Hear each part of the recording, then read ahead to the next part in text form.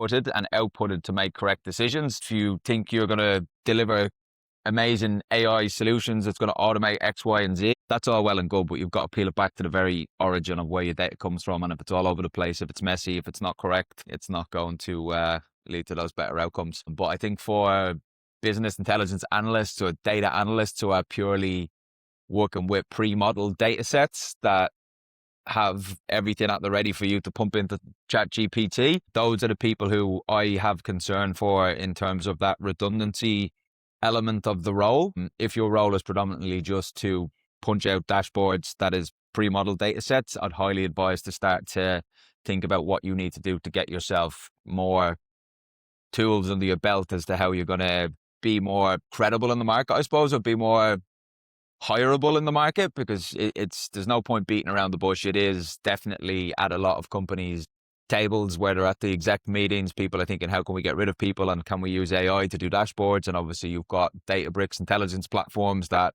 can do these things in the click of a finger right now. So definitely look at how you can start taking it up from just a pure dashboard perspective. Learn your data modeling, learn ETL fundamentals, Python, not just the basics, and think how you can put your experience into the next stage of development. Yeah. And one more thing, just before we continue, I think we'll touch on it next, but industry experience and that specific skill set, even if you're not the best engineer or I guess specialist in your field, if you've got really good industry experience within credit or, investment banking or utilities or energy, leverage that experience if you want to continue to transition into maybe a different role. So maybe you don't have all the tricks of the trade, but you've got that industry background. That's also super successful at the moment. And because hiring is becoming increasingly selective, and there's a lot of noise, a lot of competition, everyone wants to get into an AI focus or a data engineering focused position. If you can leverage industry experience, apply to those roles, you'll have far more success, is my experience. Key insights. So yeah, we touched on it there at the beginning, but AI adoption, obviously return on investment, on demand from traditional data science to more of an engineering focus, as I mentioned. And then the National AI Plan was released when we were doing the notes and the research for this a few months back now. But I think it was announced towards the end of 2025.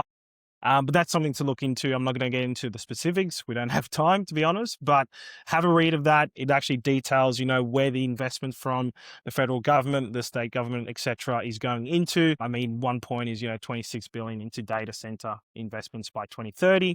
Now, whether or not we achieve that, our government tends to overhype and then under-deliver in a lot of cases, but it just gives you an indication as to where the money is going and where that investment is growing for you to look at. But yeah.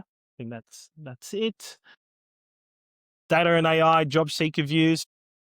Yeah, speaking back to that, I guess competition and the noise we're seeing in the market. I think I put an advert out when we got back from leave in mid-January, sorry.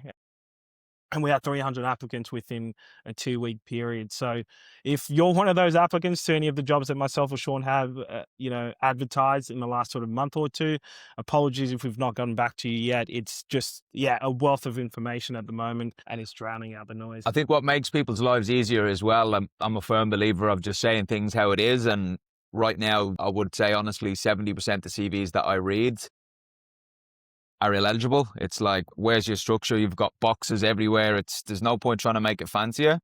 Like, the easier it is to read, like a book, the better it is. There's no point putting fancy jargon in, and people are getting so overwhelmed with the information online around modifying your CV and people taking a job description, taking a CV, putting it into ChatGPT, remodeling it to make it look like you're good for that job. In certain instances, yes, it's good to modify your CV for a role, but it needs to show the impact that you've done and a clear story of what you've done, and not just a job description, like built data pipelines, used ETL to extract data to deliver a scalable data pipeline. That's what is put on a job description. That is what you do in your job, but what is that for? Like, people need to understand and take it a bit further. And I think a lot of people can look at themselves in the mirror and make a lot better CV. I'm not going to say a lot of them are bin worthy, but it's there's no point beating around the bush. We're in a tight market. We're in a very demanding market, and speed is critical. So if your CV is next to near impossible to read, that may be reasons why you're not getting looked at. And I think the 2-page, 3-page story narrative around CVs should be this, CVs should be that. I think they should be what your story is. It doesn't matter if it's 2, 3, 4 pages. Most important thing is to have a clear impact and outcome focused and bring it back to the business. What was the outcomes? And keep it clean, clear, concise, well structured, and make sure it's fully readable. Yeah, and just to, I guess, support what Sean's saying there, I think there's a bit of a misconception that a CV should only be 1 page, maximum 2 page. I think if you're applying to a senior role, and I don't mean like executive, I mean like a senior data scientist, senior data engineer, we need to see the impact and the results of your job. So if that takes 3 or 4 pages, that's fine. I much prefer that. And then we can condense it if we have to. But a lot of the time, like Sean said, we're just getting an example of what a JD would say as your responsibility in your place of work. Like, how can we go to an end client and sell that to them as, they're the right person for the job when we're getting 300 or 400 applicants per role? So you need to tell us a story, basically. And if you need some advice on that, happy to help where we can. But if you're not doing that, if you're looking at your CV currently and it's not got that detail, then revisit it, because it's not gonna help you out. There's one more point on that as well. Like, people have the technology bio at the top of the resume or wherever it is, the technical list of tools that they've used, platforms they've used, and all of the technologies within. Like, I've seen a lot of CVs that might have Fabric, Databricks, or Snowflake or Airflow or whatever it may be in that body of the technology summary. But when I go to read through the roles that they've worked in, there's no mention of it. So I don't know what people have in their mind as to why you put it there to try and fool an ATS. I think that ATS system that you're automatically getting filtered out, yes, it happens in some companies, but I read every single CV that is sent through in a job description. I can't ring 400 people who apply to a job and say, oh, sorry, you're not right for this position because here's some feedback. That would take up a whole week to ring people just to tell why they're not suitable for a role. I think if you've used the technology in a working environment, all well and good, put it down. Don't put down like POCs or whatever it may be. These don't do yourselves any favor, and it doesn't make you look better because you put the technology in it. If you've used it hands-on in your last couple of roles, or you've used it before, put it in it. If you haven't used it, don't put it in. Yeah. There's no point having 50 different technologies listed when in theory you're only a specialist, or you've used 5 or 10 of those different tools and technologies. So just be real with yourself about what you've used, and don't put stuff on your CV that you haven't done, because it will get filtered out and you will get caught out if you do get interviewed. Awesome. So yeah, I think we sort of went on a bit of a tangent there, but we basically covered, why we have this approach, because a lot of the time speed is critical to us, and highs have to be delivered, pretty, fervently and pretty aggressively, because one, we're facing competition as agencies, but also there's internal teams with expectations.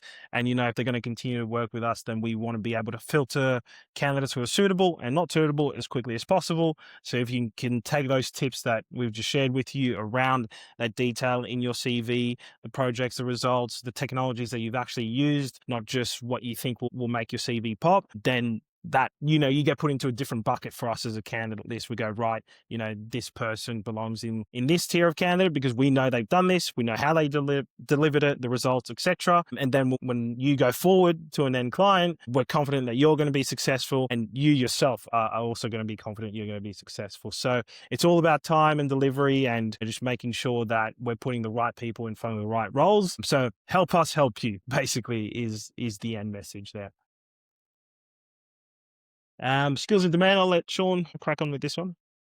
So there's, again, a lot of noise around tools, technologies, what's in, what's out, and very easy to get overwhelmed with all of the technologies right in front of you. There is an example of what we're seeing in demand, which is, it's a variation. Like, you might see all of this on one job description right now, which I fully agree. Companies pumping out job descriptions that have lists like that on it. It's totally confusing for anybody to know what the hell, like, what are you actually using? How companies need to do better. I think when I put up a job description, it's very, very specific around the 1s, 2s, and 3s that you need. The main things that we're seeing from a data engineering perspective right now is Databricks, Snowflake are absolutely leading the way in the platform side of things. DBT is relatively a lot smaller. I think it's out in the news now. We've done a podcast with one of the DBT guys. They're joining forces with Five, and they're going to be coming together as a one. But I think Databricks and Snowflake are the two most important platforms out there. There's 101 different certifications that you can do. Obviously, AWS, you're looking at SageMaker, Bedrock. They have more ML and MLOps and AI agentic space. But the fundamentals, obviously, Python and SQL right now are non-negotiables. Fabric is and has been kind of hit and miss. There's companies are using it. It's obviously had a bad rep because it came to market too early, but it has got a lot of upgrades, and it is now a lot more in conversation than it once was. So I think the main message from this one, from a platform perspective, Databricks and Snowflake are leading the way, but the fundamentals don't change in terms of database understanding, database knowledge, SQL and Python, and that would be the main data and engineering tools. Absolutely. So yeah, tier two, I suppose. So the, I guess, more niche or specific AI tools that we're seeing in the market. Obviously, Seán touched on the Fabrics piece. I think there's a lot of, not hate, but dislike amongst developers and engineers on Microsoft Fabric, just because it's a bit of a chaotic platform to use. But from the AI side of things, look, I know some of these agentic AI development models, these job descriptions you'll see advertised are asking for the world and then some. I've even seen some adverts, request, multiple, 10 years of industry experience in a model that didn't exist 5 years ago. So it's not all on you to understand, I guess, what's available on the market. We're working with the people who write these job descriptions to understand, one, how can they be realistic? And two, tailor it to our market as well, just so it's an attainable goal, because there are some roles that have been open for 6 to 12 months, just because of because of unrealistic expectations. But I think that was the initial excitement and hype around AI that sort of kicked off that trend, and people wanted the absolute best of the best. But I think you'll see over the next few weeks and months, if you haven't already, that the job descriptions will become more realistic around industry standards and, I guess, tools and products that are actually available and people have had time to actually upskill themselves on. So if you see something or a job description advertised that you're unsure about, or you want to understand more around what they actually want or need, either speak to your trusted recruiter that you know, or reach out to Seán and I, and we're happy to sort of point out what they actually want rather than a wish list, which is very common in our space. So I think we've probably touched on, gone a few steps ahead on some of these slides. So we might skim through just for time in terms of some of the slides that we'll go through. But in terms of summarizing the data engineering and BI market right now, it is confusing. There's no word of a lie. Companies think they know what they want. They interview people. It turns out that's not what they want, and they're refactoring roles. So it is frustrating for everyone, even good engineers, to know what the hell to do. Especially if you're out of work right now, it's like there's no beating around the bush. It's difficult. Companies are being a lot more selective. They're looking for people who can bring more than just data pipeline experience for an engineering role. It's like, are you studying AI? Are you doing open source projects? Are you doing all of these different things to leverage and make yourself more hireable in the market? All I can say really is to just keep your head down, keep focusing on what you need to do. Like, get the CV is the most important thing. Make sure your CV mimics your LinkedIn, and make sure you're contactable on LinkedIn as well. Like, there's been times where I'm trying to get in touch with some people who are new connections and can't find their number on it, or I'm trying to connect in and I need to put an email in to connect in with that person. Make yourself more hireable by having your CV mimic what your LinkedIn looks like, with all of the responsibilities in there, and keep expanding your networks and going to all of these different events that are out there. Obviously, Snowflake and Databricks run events nearly quarterly at this stage. Peter Hansen's runs a great data engineering bites event. So there's lots of events out there. Sitting behind the screen and pressing apply in this day and age doesn't work. And that's half the reason why there's a lot of noise in the market, is from people who are frustrated about not hearing back. Yeah. It is difficult. It is taking a lot more time from a permanent perspective to be hired, because there's a lot more variations that people are considering. You just got to keep on marketing yourself out there. Yeah.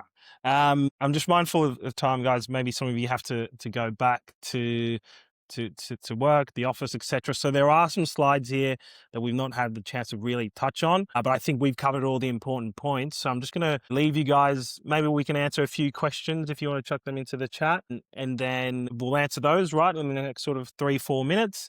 And then if we don't get a chance to answer your question, DM us and we'll get back to you as well.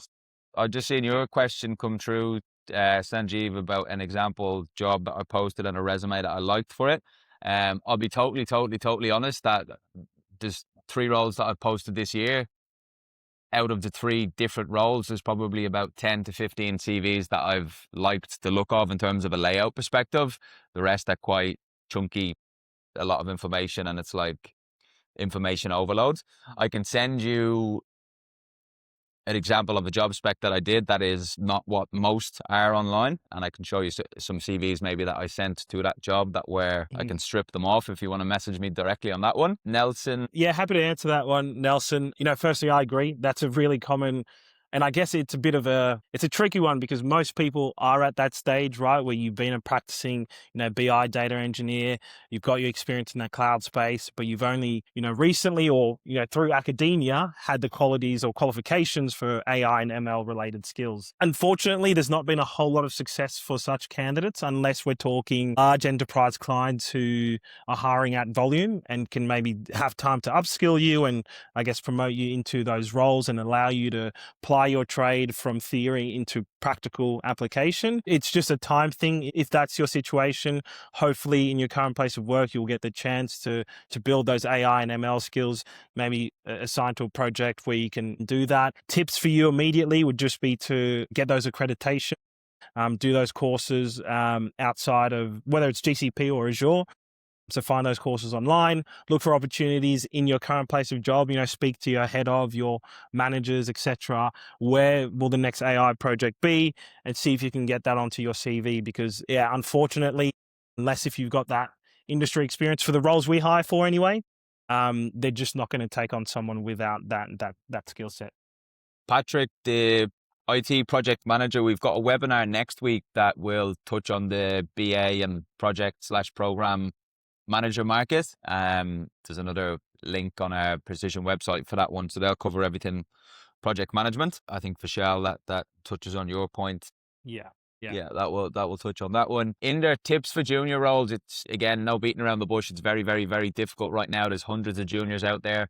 It's like back in the GFC crash in 2008. Companies didn't want to take a risk for 2-3 years of hiring juniors, so there was a mass gap of 3 years of juniors who couldn't get into the market. So it was quite difficult back then, and it's pretty much mirroring it now again, but because of AI. My tip would be try as hard as you can to get into a consultancy. They're very much in demand right now.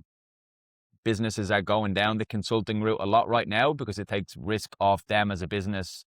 If they can work with a big 4 consultancy, a small consultancy, whatever it may be, and get a squad of people in to deliver the project, takes the risk off as a business, doesn't mean like long-term processes for hiring in a team of 5 or 6 different people and then taking time for them to gel together. So as a junior right now, I would highly recommend trying as hard as you can to get into a consultancy because you'll get a lot of variation in projects and it will help you in your career. But again, it's not going to be easy. You've just got to attend the events, network, and get your face out there as much as possible. Yeah.